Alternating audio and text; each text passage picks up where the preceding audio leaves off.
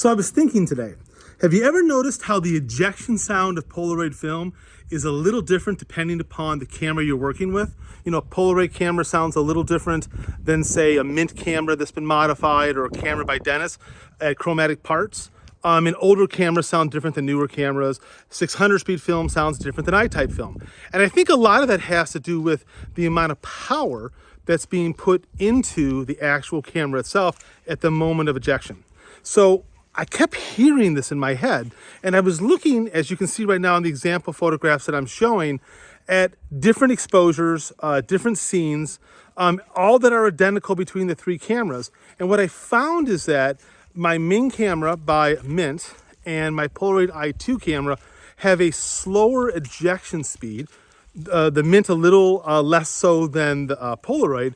And if you look at the images, you'll notice that they look kind of washed out a little bit. They look a little underexposed. They're a little murky looking. They're not really rich and full of contrast and full of color. Yet, if you look at the camera ejections by Chromatic Parts modified camera, look at how much contrast and how good the black is. I mean, the black is really good, the density is really good, and the color saturation seems to be better. Now, I should tell you, all three of these test images, these series, were all done on the same emulsion pack of film that I purchased. So I'm trying to cut down variability as much as possible.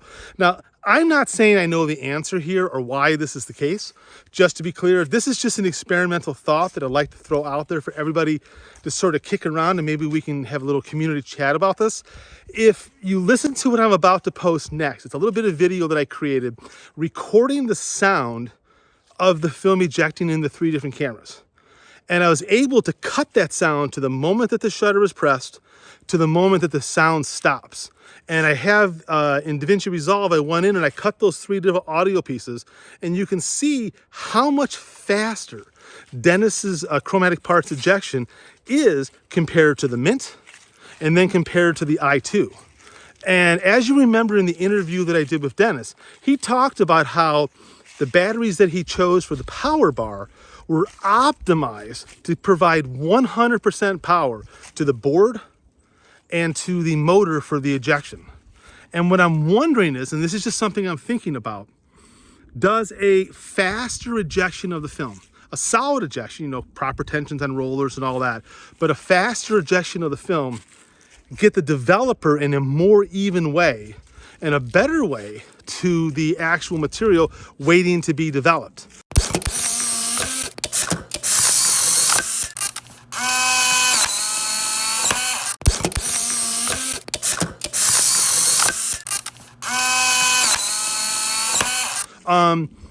If you look at it, you know, it's the same emulsion shot side by side, same exposure, and yet his stuff really looks the best consistently.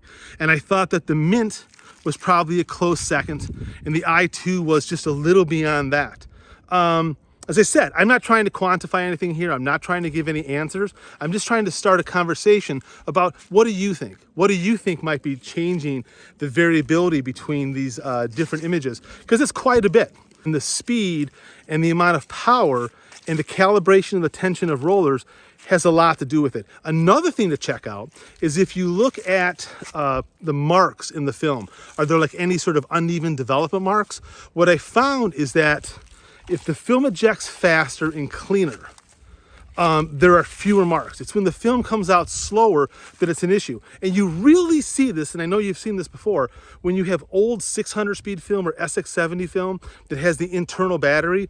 Have you ever noticed that they don't process quite as clean as stuff that's fresh? That's because that battery is not at necessarily the proper voltage anymore. You know, that voltage has a range that it has to be within. And if it's low, I have a suspicion that you get a little bit less in terms of quality of processing.